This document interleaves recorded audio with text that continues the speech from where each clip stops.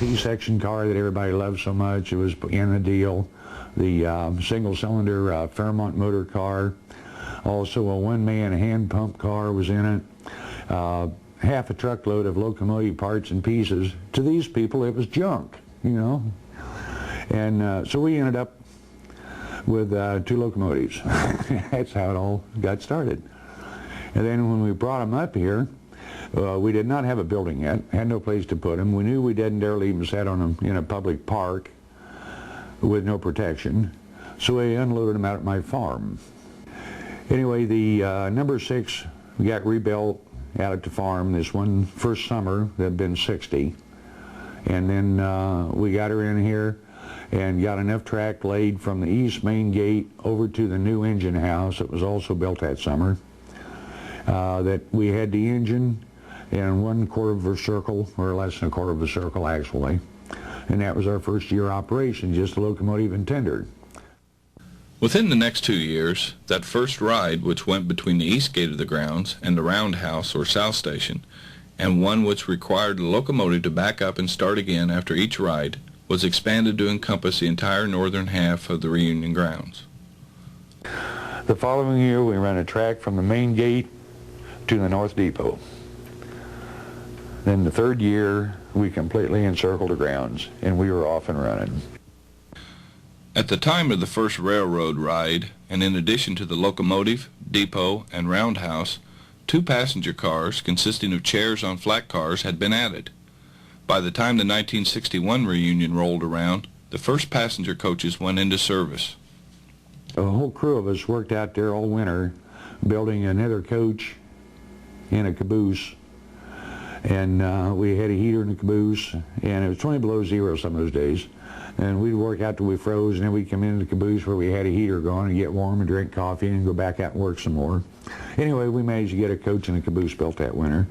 And then Midwest Central was officially in business.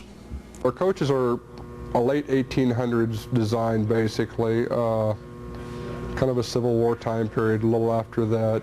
They were all built from scratch. The caboose was made after a model of a caboose that we found as a narrow gauge, so that's kind of a unique piece of history. It's the only caboose that I know of that's actually blown up just from a model. One of the boys had a Railroad Model Craftsman.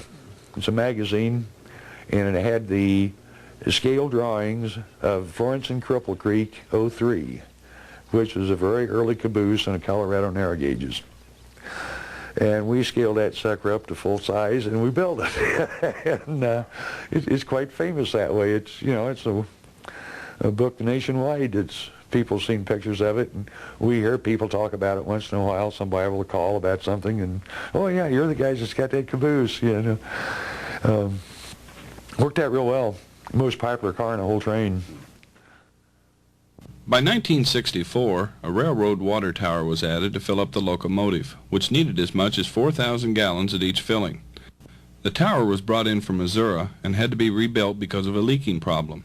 It is now part of the narrow gauge railroad on the reunion grounds. Well, back in 85, I believe it was, we rebuilt that water tower. And it had been rebuilt when we originally got it, and was used then. It's got a metal tank inside of it, which it originally had just the wooden tank out there, and it would leak a lot then. And then they had built a metal liner tank that sets inside that and uses it for that. Then the foundation over here, it used to set on the east side of the South Station, and the foundation underneath it got real rotted. It was wooden poles that held it up, and it was about to fall over, so we took it down. Then while it was down, we worked everything on it, got everything working properly again, built a complete new H-beam steel under frame for it, and set it back up over there at the North Station then. A signal station from Washington, Iowa was donated by the Chicago, Milwaukee, St. Paul, and Pacific Railroad and placed into operation. The signal station is located near the water tower on the north end of the grounds. A train which had an indirect connection with the Midwest Central Railroad Association, and one which had a less fortunate history, was that of the Mark Twain Zephyr. Donated to the Midwest Oil Threshers Association, the Zephyr included 4 cars and a power unit, each named after one of Mark Twain's characters. The train was hauled to Mount Pleasant and then transported through the business district by a house mover to the reunion grounds. Once at the reunion grounds, the train was placed on a siding near the railroad roundhouse, where it sat on display for the next several years. Finally, after several efforts had failed to make some use of the train, and after sustaining extensive damage due to vandalism, the train was sold in the mid-1970s. The Midwest Central Railroad was also involved for a brief period of time with 2 other forms of transportation on the reunion grounds, the trolley and the ground trains. Well, that was the concept of a few of our directors that felt we should have all the transportation on the whole grounds. The Midwest Central at the time consisted of very few people, but with the help of some volunteers, they did get a little track laid, and the trolley ran from about where the trolley barn is up into the old Thrasher grounds at that time.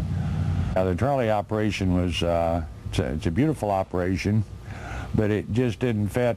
It just didn't fit in the Midwest Central operation. And we did have the ground trains there for a few years, and the old Thrashers now do a real fine job of running the trolley and do a real fine job running the ground trains. The first semblance of a railroad at the Midwest Oil Threshers reunion was one that operated in the mid-1950s. Well, this is, I guess, our first exposure to railroading. I had out at my farm, in my farm yard there, a 12-inch gauge live steam locomotive and a couple little passenger cars. And to add to the show there a couple years, I brought that train in with a small loop of track and set it up and hauled kids for 10 cents a head. And then we had been planning on building a railroad, a real 3-foot gauge railroad.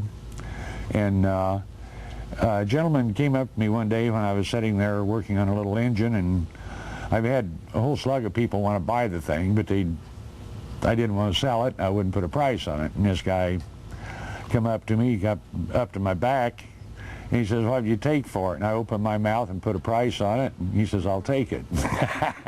And that's when we got into 3-foot gauge. Over the years, the Midwest Central has owned and operated a variety of locomotives, each distinct and with unique characteristics. Foremost among these were 2 which were purchased at the Georgia auction, number 6 and number 2. The number 6 was built